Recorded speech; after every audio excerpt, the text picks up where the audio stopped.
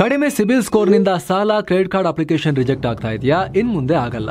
SBM Z credit card ಬಳಸಿ ಈಸಿಯಾಗಿ credit score ಅನ್ನ 750 ಗಿಂತ ಜಾಸ್ತಿ ಮಾಡ್ಕೋಬಹುದು. ಇದೊಂದು FD ಆಧಾರಿತ ಕಾರ್ಡ್. UPI ಬಳಸಿ ಕ್ರೆಡಿಟ್ ಕಾರ್ಡ್ ಬ್ಯಾಲೆನ್ಸ್ ಅನ್ನ ಖರ್ಚು ಮಾಡಬಹುದು.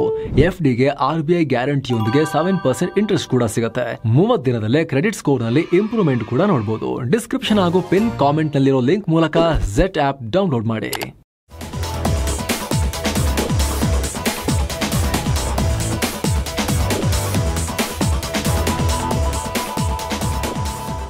ಹಾಯ್ ಫ್ರೆಂಡ್ಸ್, ಇದು ಮಸ್ತ್ಮಗ.com ನ ಇಂಟರ್ನ್ಯಾಷನಲ್ ಬುಲೆಟಿನ್ ಸುತ್ತು ಜಗತ್ತು. ನಾನು ಅಮರ್ ಪ್ರಸಾದ್. TTP, ಬಲೂಚ್, POK ಹೀಗೆ ಸಾಮೂಹಿಕ ದಾಳಿಗೊಳಗಾಗ್ತಿರೋ ಪಾಕಿಸ್ತಾನದಲ್ಲಿ ಈಗ ದಂಗೆಯಂತ ವಾತಾವರಣ ಸೃಷ್ಟಿಯಾಗಿದೆ. ಪಾಕ್ ರಾಜಧಾನಿ ಇಸ್ಲಾಮಾಬಾದ್ ಮತ್ತು ಪಾಕ್ ಸೇನೆಯ ಹೆಡ್ ಕ್ವಾರ್ಟರ್ ರಾವಲ್ಪಿಂಡಿಯಲ್ಲಿ ಹೈ ಅಲರ್ಟ್ ಘೋಷಿಸಲಾಗಿದೆ. ಮೊಬೈಲ್ ಮತ್ತು ಇಂಟರ್ನೆಟ್ ಸೇವೆ ಸ್ಥಗಿತಗೊಳಿಸಿದೆ. ಸೆಕ್ಷನ್ 144 ಜಾರಿ ಮಾಡಿ ಅಲ್ಲಿನ ಪ್ರಮುಖ ಏರಿಯಾಗಳ ಎಂಟ್ರಿ ಮತ್ತು ಎಕ್ಸಿಟ್ ಪಾಯಿಂಟ್ಸ್ ಅನ್ನು ಸೀಲ್ ಮಾಡಲಾಗಿದೆ. ಅಕ್ಟೋಬರ್ 9 ಮಧ್ಯರಾತ್ರಿಯಿಂದಲೇ ಜಾರಿಗೆ ಬಂದಿದ್ದು, ಮುಂದಿನ ಆದೇಶದವರೆಗೂ ಇಸ್ಲಾಮಾಬಾದ್ ಮತ್ತು ರಾವಲ್ಪಿಂಡಿಯಲ್ಲಿ ಇಂಟರ್ನೆಟ್ ಮತ್ತು ಮೊಬೈಲ್ ಸೇವೆ ಇರೋದಿಲ್ಲ ಅಂತ ಪಾಕ್ನ ಗೃಹ ಸಚಿವಾಲಯ ಹೇಳಿದೆ. ಅಲ್ಲದೆ ಪೊಲೀಸ್ ಮತ್ತು ಸೆಕ್ಯೂರಿಟಿ ಏಜೆನ್ಸಿಗಳನ್ನು ತುರ್ತಾಗಿ ನಿಯೋಜಿಸಲಾಗಿದೆ. ಪಾಕ್ ಸರ್ಕಾರ ಈ ನೋಟಿಸ್ ಅನ್ನ ಸೀಕ್ರೆಟ್ ಅಂತ ಹೇಳಿ ಲೇಬಲ್ ಮಾಡಿದೆ. ಹಾಗೆ ಆದೇಶವನ್ನ ತಡ ಮಾಡದೆ ಕೂಡಲೇ ಜಾರಿ ಮಾಡೋಕೆ ತಿಳಿಸಲಾಗಿದೆ. ಮೋಸ್ಟ್ ಇಮಿಡಿಯೇಟ್ ಅಂತಾನೂ ಲೇಬಲ್ ಮಾಡಿದೆ. ಆದರೆ ಈ ರೀತಿ ಇಂಟರ್ನೆಟ್ ಬಂದ್ ಮಾಡಿರೋದು ಯಾಕೆ ಅಂತ ಹೇಳಿಲ್ಲ. ಆದರೆ ಈಗ 3 ಪ್ರಮುಖ ಕಾರಣಗಳು ಪಾಕಿಸ್ತಾನದಲ್ಲಿ ಓಡಾಡ್ತಿವೆ. ಮೊದಲಿಗೆ ಇಸ್ರೇಲ್ ಕಾರಣಕ್ಕೆ ಪಾಕ್ ಒಳಗೆ ದಂಗೆ ಆಗಬಹುದು ಅನ್ನೋ ಮಾಹಿತಿ ಬರ್ತಾ ಇದೆ. ಯಾಕಂದ್ರೆ ಗಾಜಾ ಕದನ ವಿರಾಮದ ಪ್ರಸ್ತಾವನೆಗೆ ಪಾಕ್ ಪ್ರಧಾನಿ ಶಹಬಾಜ್ ಶರೀಫ್ ಮತ್ತು ಫೀಲ್ಡ್ ಮಾರ್ಷಲ್ ಮುನೀರಾ ಇಬ್ಬರು ಓಕೆ ಮಾಡಿದ್ದಾರೆ. ಖುದ್ದು ಅಮೆರಿಕಾಗೆ ಭೇಟಿ ಕೊಟ್ಟು ಬೆಂಬಲ ಕೊಟ್ಟು ಬಂದಿದ್ರು. ಇದಕ್ಕೆ ಪಾಕ್ ಜನರು ಆಕ್ರೋಶ ಹೊರಹಾಕಿದ್ರು. ಪಾಕಿಸ್ತಾನ ಪ್ಯಾಲೆಸ್ತೇನಿಯರಿಗೆ ಸಪೋರ್ಟ್ ಮಾಡೋ ತನ್ನ ಪಾಲಿಸಿಯನ್ನು ಕೈಬಿಟ್ಟಿದೆ ಅಂತ ರೊಚ್ಚಿಗೆದ್ದಿದ್ರು. ಅದರಲ್ಲೂ ತೆಹ್ರಿಕೆ ಲಬ್ಬೈಕ್ ಅನ್ನೋ ಧಾರ್ಮಿಕ ರಾಜಕೀಯ ಪಕ್ಷ, ಇವರು ಭಯಂಕರ. ಇವರು ಒಂಥರ ಉಗ್ರ ಸಂಘಟನೆ ರೀತಿಯ ಗಲಾಟೆಗಳನ್ನೆಲ್ಲ ಮಾಡ್ತಾರೆ. ಇವರು ಇಸ್ಲಾಮಾಬಾದ್ನಲ್ಲಿರೋ US ಎಂಬಸಿಗೆ ಮುತ್ತಿಗೆ ಹಾಕ್ತೀವಿ ಅಂತ ಕೂಡ ವಾರ್ನಿಂಗ್ ಕೊಟ್ಟಿದ್ರು. ಈಗ ಆಲ್ರೆಡಿ ಅಲ್ಲಿ ಭಾರಿ ಪ್ರತಿಭಟನೆ ಕೂಡ ಶುರುವಾಗಿದೆ. ರಸ್ತೆಗಳು ತುಂಬಿ ಹೋಗಿರೋ ವಿಡಿಯೋಸ್ ವೈರಲ್ ಆಗಿವೆ. ಕೆಲ ಕಡೆ ಪೊಲೀಸರು ಮತ್ತು TLP ಬೆಂಬಲಿಗರ ನಡುವೆ ಘರ್ಷಣೆಯಾಗಿ 10 ಮಂದಿ ಗಾಯಗೊಂಡಿದ್ದಾರೆ. ಹೀಗಾಗಿ ಇಲ್ಲಿ ಈ ಪ್ರತಿಭಟನೆ ತಡೆಯೋಕೆ ಈ ಅಲರ್ಟ್ ಘೋಷಣೆಯಾಗಿದೆಯಾ ಅನ್ನೋ ಚರ್ಚೆ ಮೂಡ್ತಾ ಇದೆ.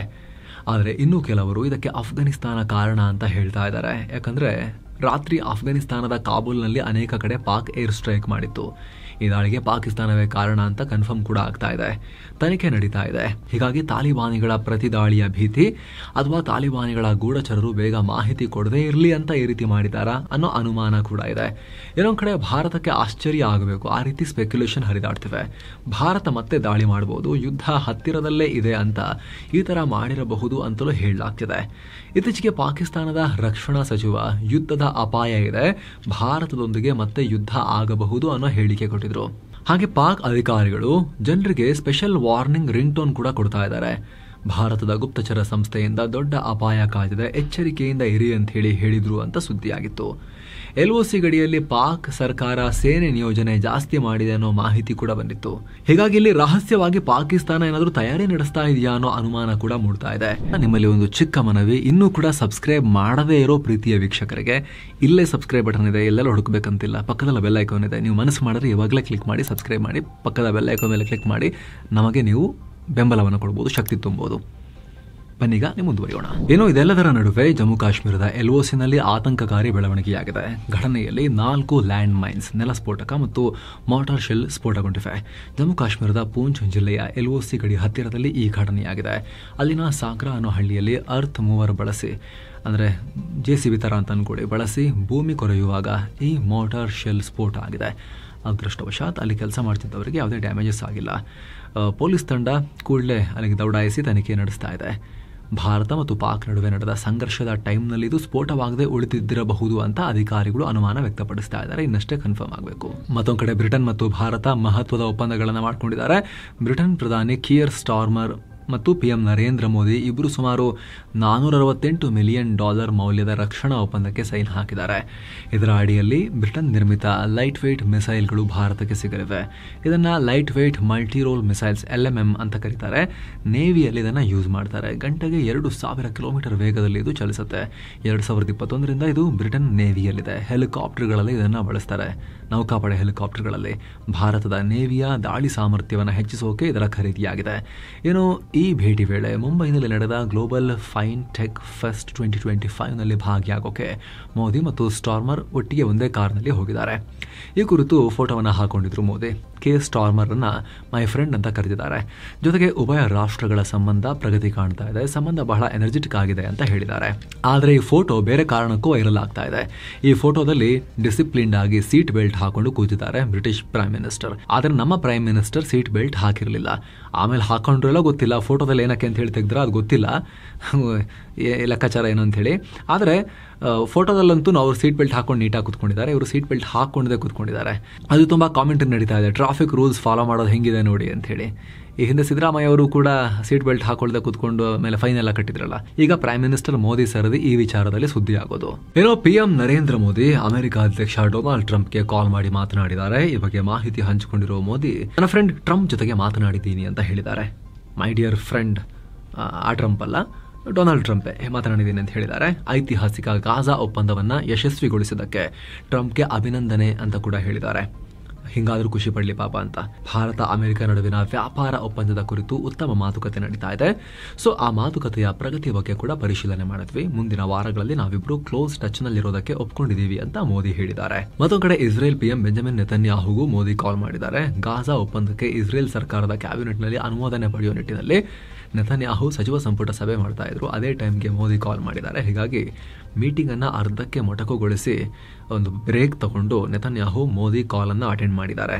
ಈ ಬಗ್ಗೆ PM ಮೋದಿ ಮಾಹಿತಿ ಕೊಟ್ಟಿದ್ದಾರೆ.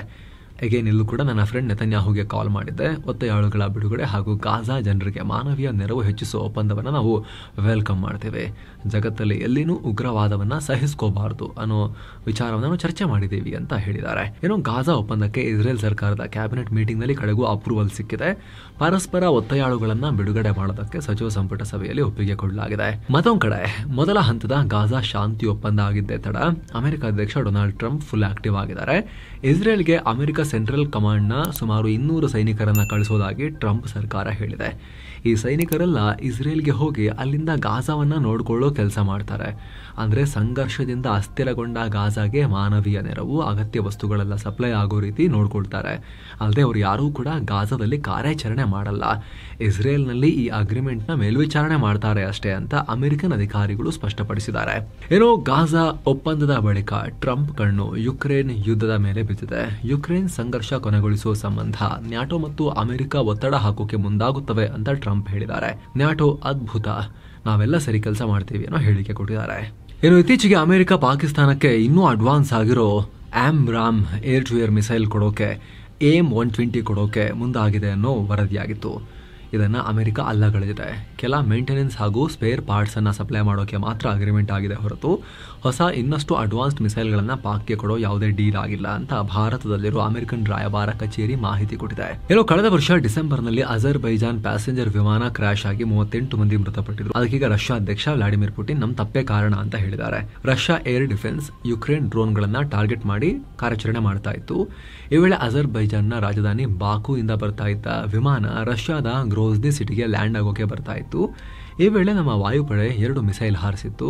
ಆದ್ರೆ ಅವೇನು ಫ್ಲೈಟ್ಗೆ ನೇರವಾಗಿ ಹೊಡೆದಿಲ್ಲ. ಬಟ್ ಆ ಮಿಸೈಲ್ಗಳ ಅವಶೇಷಗಳು ಟಚ್ ಆಗಿ ವಿಮಾನ ಪತನಗೊಂಡಿರಬಹುದು ಅಂತ ಹೇಳಿದ್ದಾರೆ. ಈ ಮೂಲಕ ರಷ್ಯಾ ತಪ್ಪಿನಿಂದ ಈ ಫ್ಲೈಟ್ ಪತನಕ್ಕೀಡಾಗಿದೆ ಅನ್ನೋದನ್ನ ಪುಟಿನ್ ಬಹುತೇಕ ಒಪ್ಪಿಕೊಂಡಿದ್ದಾರೆ. ತಜಿಕಿಸ್ತಾನ್ ರಾಜಧಾನಿ ದುಶಾಂಬೆನಲ್ಲಿ ಮಾಜಿ ಸೋವಿಯತ್ ರಾಷ್ಟ್ರಗಳ ಸಮಿಟ್ನಲ್ಲಿ ಅಜರ್ಬೈಜಾನ್ ಅಧ್ಯಕ್ಷ ಇಲ್ಹಾಮ್ ಅಲಿಯೇವ್ ಸಮ್ಮುಖದಲ್ಲಿ ಪುಟಿನ್ ಈ ಸ್ಟೇಟ್ಮೆಂಟ್ ಕೊಟ್ಟಿದ್ದಾರೆ.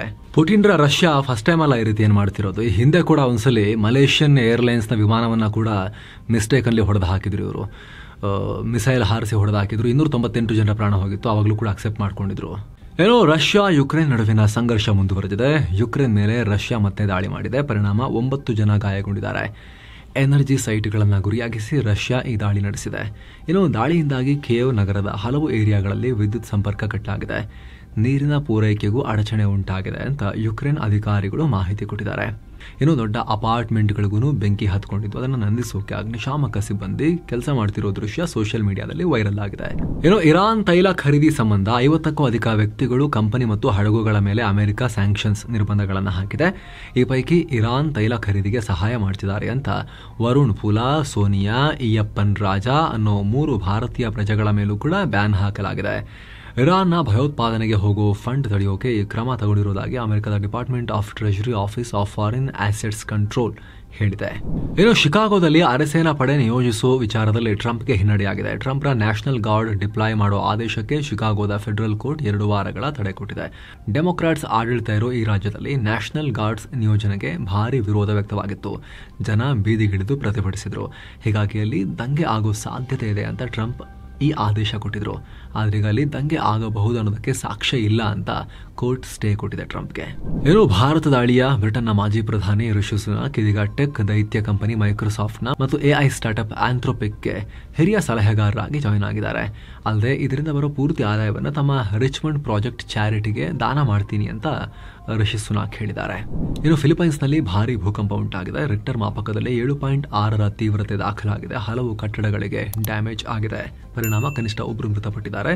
ಇನ್ನಷ್ಟು ಡ್ಯಾಮೇಜಸ್ನ ರಿಪೋರ್ಟ್ಸ್ ಇನ್ನಷ್ಟು ಎಮರ್ಜ್ ಆಗ್ತಾ ಇದಾವೆ. ಅಲ್ಲಿನ ಸಮುದ್ರ ತೀರ ಪ್ರದೇಶದಲ್ಲಿ ಸುನಾಮಿ ಎಚ್ಚರಿಕೆ ಕೂಡ ಕೊಡಲಾಗಿದೆ. ಇತ್ತೀಚೆಗೆ ಮನಿಲಾದಲ್ಲೂ ಕೂಡ 6.6 ತೀವ್ರತೆಯ ಭೂಕಂಪ ಉಂಟಾಗಿತ್ತು. ಅದರ ಬೆನ್ನಲ್ಲೇ ಮತ್ತೆ ಭೂಕಂಪ ಆಗಿದೆ. ಸೊ ಫ್ರೆಂಡ್ಸ್, ಇದಾಗಿತ್ತು ಇವತ್ತಿನ ಜಗತ್ತಿನ ಸುತ್ತಾಟ. ಮತ್ತೆ ಭೇಟಿ ಆಗ್ತಿರೋಣ. ನಮಸ್ತೆ.